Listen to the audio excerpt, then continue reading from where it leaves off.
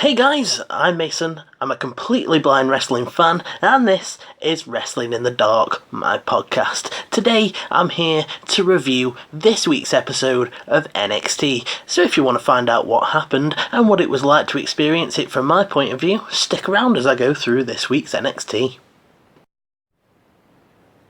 I'm going to be trying something new today. I'm not sure how well it's going to work, but I want to give it a try anyway. So, every time the commentators say something that I like, that I felt was useful and helped me visualise the match, I'm going to give that commentator +5. And every time they say something that I felt was a bit useless or left me out of the action, I'll give them -5. And obviously everyone starts on 0. So, let's get into NXT.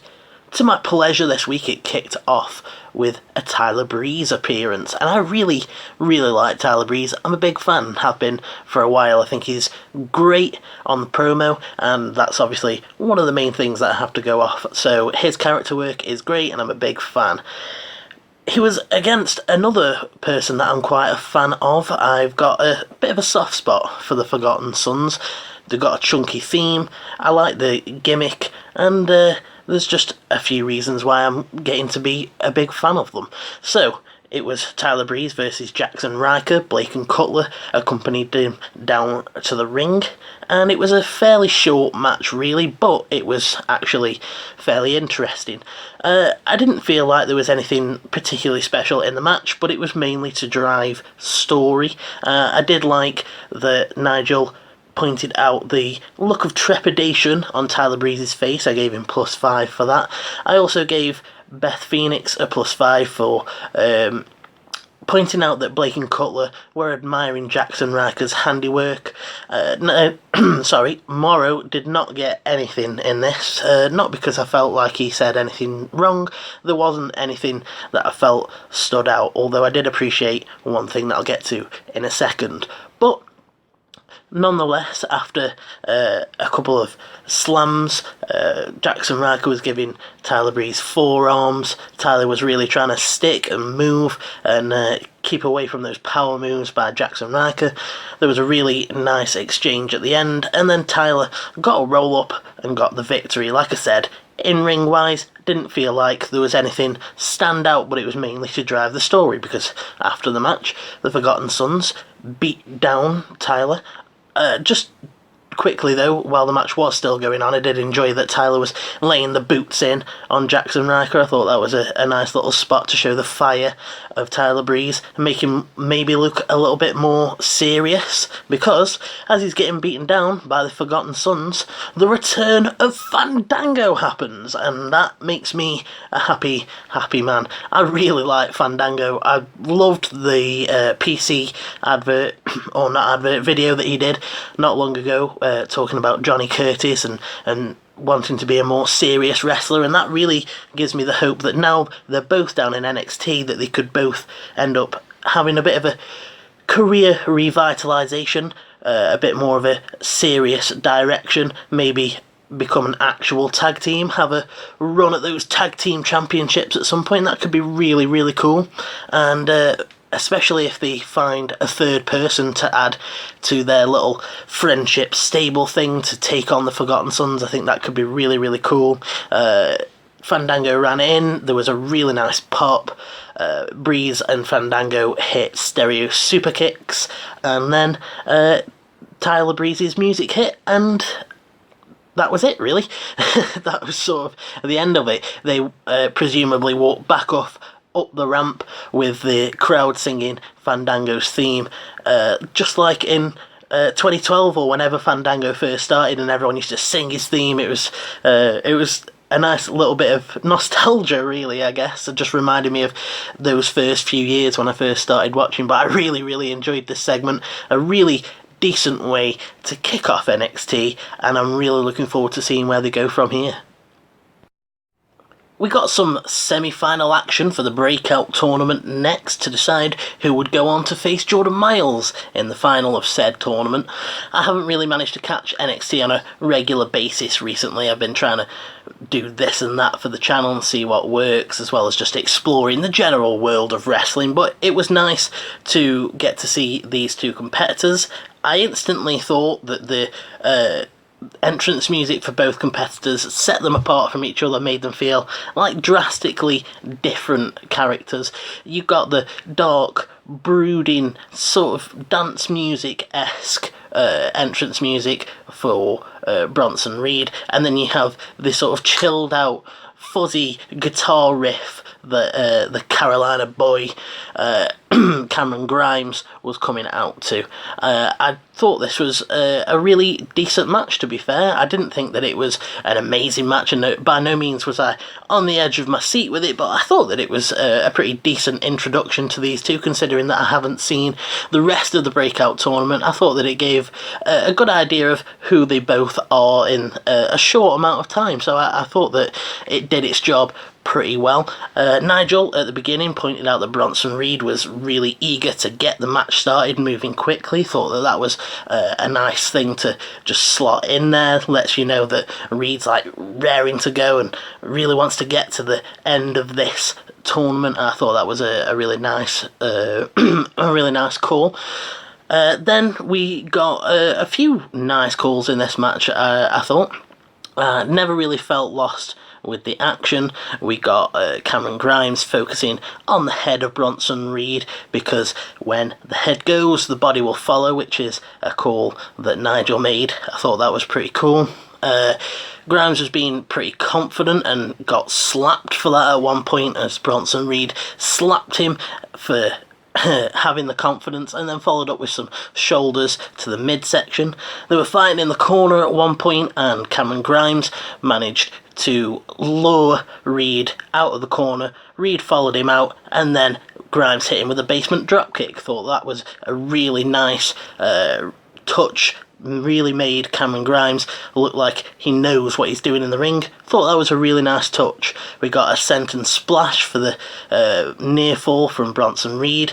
I also gave Morrow a +5 because he pointed out that Bronson was hitting 12-6 elbows to the top of Cameron Grimes' head, which goes along with him bringing Australian strong sorry, completely messed up on that one, Australian strong style to NXT, and I thought that that was a really nice touch.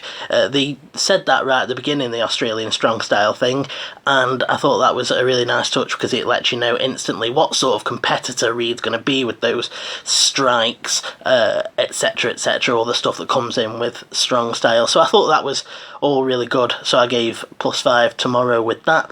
I also like that Nigel pointed out that Reed was employing fingers to the eyes as well as fish hook to the mouth at the one point, so I gave him a +5 too, and that puts him at 10 and the other two at 5. I didn't really give Beth anything for this because I didn't think that she really added anything, but I don't think she took anything away either. She was just sort of in the same role as Percy Watson was, just adding things in every now and again. Nothing ever really useless, but nothing ever really amazing. Not at this point of the episode anyway. It was mostly Nigel and Morrow taking the lead, but I have no problem with that because those two are fantastic commentators. Not to take anything away from Beth, because I actually think that she's pretty good. She's improved a lot more confident with the way that she speaks. I remember when she first started dabbling around in the commentary world, she was quite quiet and not confident at all, and these days she really sounds like she knows what she's doing. Grimes hit a huge lariat at some point, and then he hit the leaping double stomp for the win, and I gave this a really strong 4 out of 6 match. A couple of minutes more and it could have definitely been a 5 out of 6, but I really enjoyed this. There was a really quick recap of last week with Killian Dane returning and putting Matt Riddle through the stage. Riddle was asked about it and said that he wants Dane to confront him face to face, and then Killian Dane versus Matt Riddle was announced for next week. Really looking forward to that match. I think it'll be really good. Another thing that was really good was this next segment, which was a promo segment to build up the NXT Women's Championship match. Shayna Bazler came out first and she cut a killer promo, in my opinion, against Mia Yim, saying that Mia Yim attacked Jessamine and Marina from behind. She said, "This isn't the streets, this is a professional arena. We are professional fighters. It's not some back alley, it's not the streets, and that's why you haven't even boarded the flight to Toronto yet, and you've already lost. She said that street rats don't live long in her world, and in Toronto, in front of the tens and thousands of fans, she's going to put Mia Yim to sleep. I thought that the delivery on this was absolutely fantastic. Really love that line about street rats not living long in her world, and really building up this professional fighter image of Shayna Bazler. Thought that it was really, really on point. Mia Yim came out and fired back at Bazler. I didn't really like her promo quite as much. I didn't feel like she had much to say. She taunted Bazler, asked her where her friends were. She said game recognises game and you look familiar, and that this street rat is bringing a fight you can't prepare for. I did think that it was well delivered. Nothing to do with Mia Yim's talent. I thought that it was a passable promo. Really, really I just didn't think that it was as good as Baszler's, basically. I think that I'm a huge mark for Shayna Bazler, and that promo really, really tickled my fancy, whereas in Mia Yim's wasn't really to my style. And then the last bit was just Shayna Bazler firing back to say that she's going to show all of these people that Mia Yim is nothing but street trash, and I just thought that that was a really, really good line.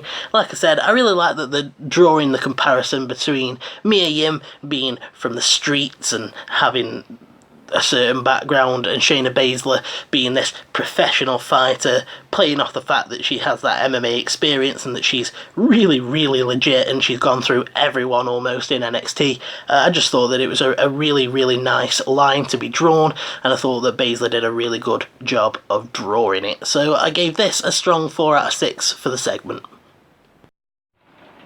And finally, we get to the main event, which is Roderick Strong versus Pete Dunn to drive forward the NXT North American Championship scene storyline. And boy, was this a good match, but that's not really a surprise, is it? Because Roderick Strong and Pete Dunn are both really cool and always put on really good matches, so it's just not a surprise that this was a really strong match. Everyone got +5s in this match because the commentary did a really, really good job, in my opinion, during this match. I never felt lost with the action, other than maybe in a spot towards the end that I'll get to later. But I really like that at the beginning of the match, Nigel pointed out that Roderick Strong had his left hand taped up due to the finger snap from Pete Dunne, so I gave him a +5 for that. Morrow did a really good job with the play-by-play with this. There was all sorts of really cool spots.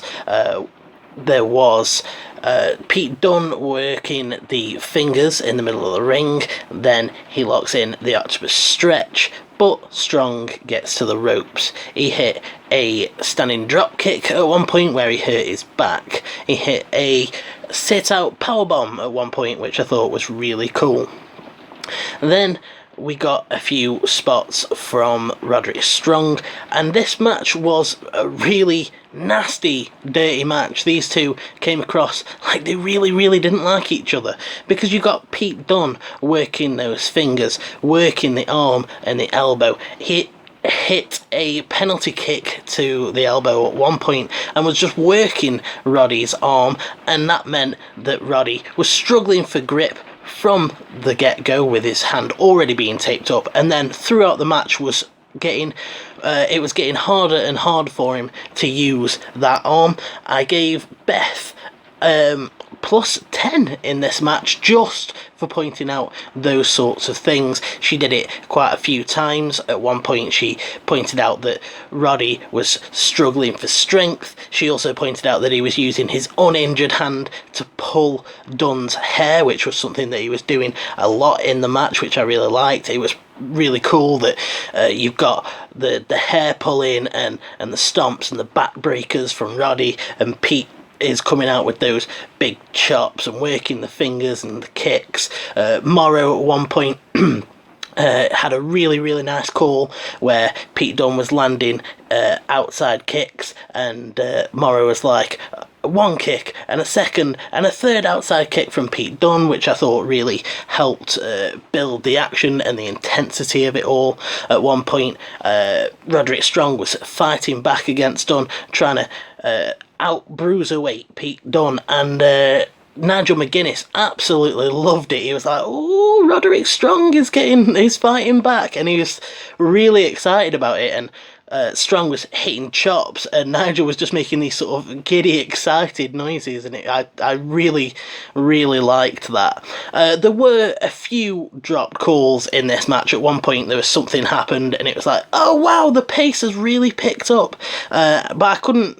They were all sort of doing it, so I just sort of said -5 to the commentary in general, as well as at one point, Strong, just after the point where Nigel was getting excited, fought Dunne to the top rope, and he was going for the superplex. He got a fish hook on the nose, which was a nasty little move. Again, this match, just nasty, these two just really going for the dirty, horrible offense against each other, because they really don't like each other.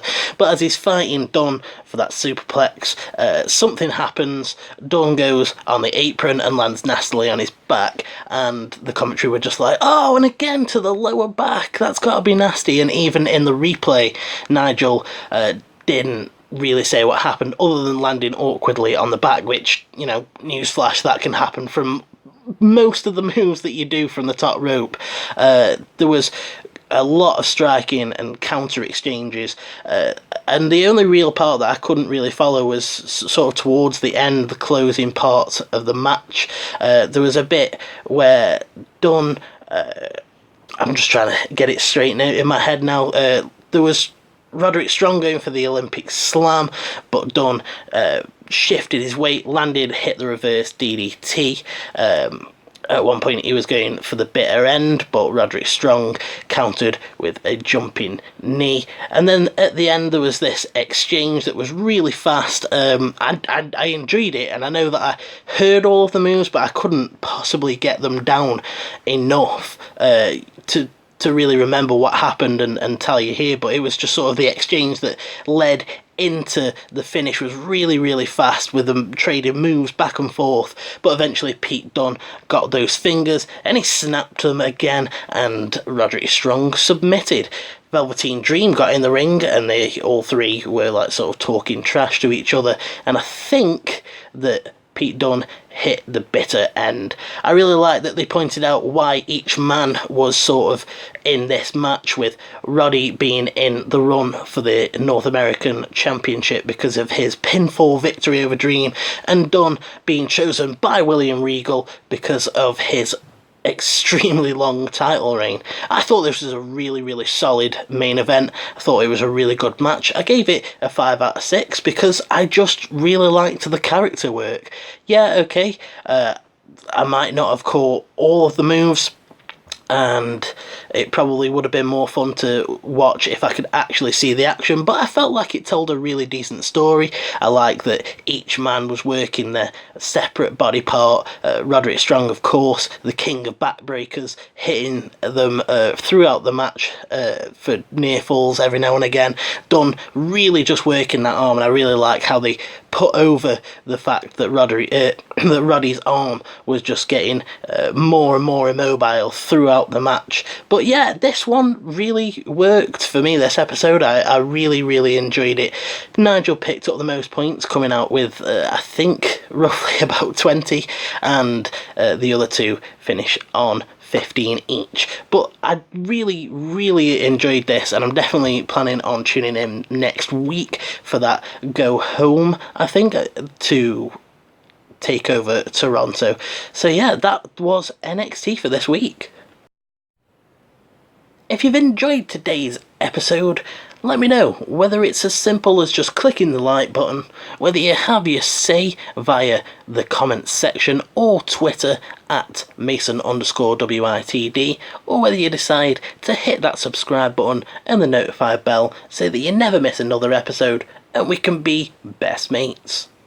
Right guys, I'm off, and you should have a good one.